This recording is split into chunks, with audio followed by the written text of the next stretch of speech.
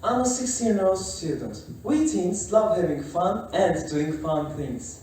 Now, we know being serious is important too, but too much of it can get boring for youngsters like us. I want you to imagine the lectures your teachers give. You just sit there, your only way of participation being just listening. Those classes get old really quick. But wouldn't it be nice if our classrooms didn't only consist of four walls? What if we could have places where we could learn effectively, where we could let our imagination run wild? Well, for our history classes, this is possible because we have museums. Museums are one of the best places where history classes can be enriched. Now, you may be asking, okay, but what kind of learning environment do they provide?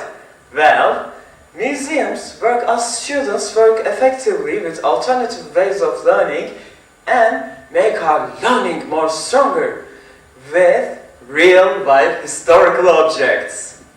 Museum education gives us students the sense of autonomy.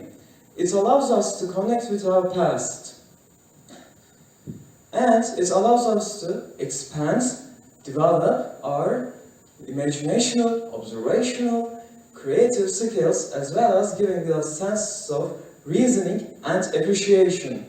The objects we see in museums not only feed into our curiosity, but ignite the desire of learning in our hearts. And isn't this just what we want? The objects we see in museums gives us a sense of cultural heritage. Heritage being what we got from the past, what we live in today, and what we can pass down to the future generations. When we look at it from this angle, it gives us a sense of protecting what we can pass down to the future generations. This makes us just like the branches and the roots of a tree.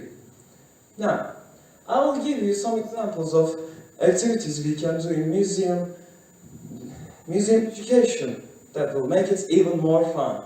We will use example photographs from our museum education course that was given to our teachers. We are so lucky in this manner because more and more of our teachers will get this lecture and make our classes more fun.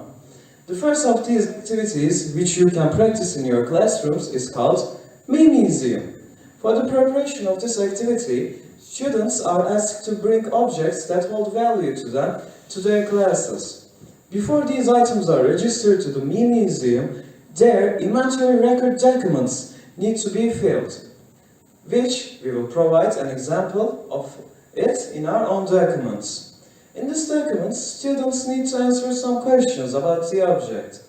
Afterwards, the place reserved for the museum is displayed and students answer some questions about the objects to their friends. For example, how did the item get into the museum? Why is it so important to them? What kind of value does it hold for them? Our second activity is called Frozen Image. In this activity, students are asked to portray some interesting items or characters they found in the museum. But this portrait should be done in a silent, wordless, and motionless regard.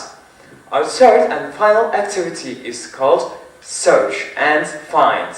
For the preparation of this activity, the teacher goes to the museum beforehand, takes close-up pictures of objects, and put these pictures in a document called Search and Find Activity Sheet, of which we'll provide an example of in our own documents. Afterwards, when the students come to the museum, the teacher hands out these activity sheets and asks students to find the objects that they are given. After they find the objects, they answer some questions about it in the activity sheet, and after all the students are done, they gather up in an appropriate place of the museum and share their findings with their friends. All these activities can be done both individually and as a group. If done individually, these activities boost the confidence of us students, and if we do it in a group manner, it gives us the feeling of how to work with a group and how to harmonize with them. All these activities and museum education help us learn more effectively by breaking the quota of history classes, which is done being in a class and just basically your teacher talking. But now, in this manner, we have no walls, no boundaries for ourselves, and we can learn any way we want. Bartın High School students are very lucky in this manner because we have 4 museums on our state, those being Mustafa Kemal Atatürk and Martyrs Museum, Amasra Archaeology Museum, Kemal Samancıoğlu Ethnography Museum, and Bartın City Museum. But no need to fear if you don't have any museums near you, because we have virtual museums, of which we will provide some links of in our documents.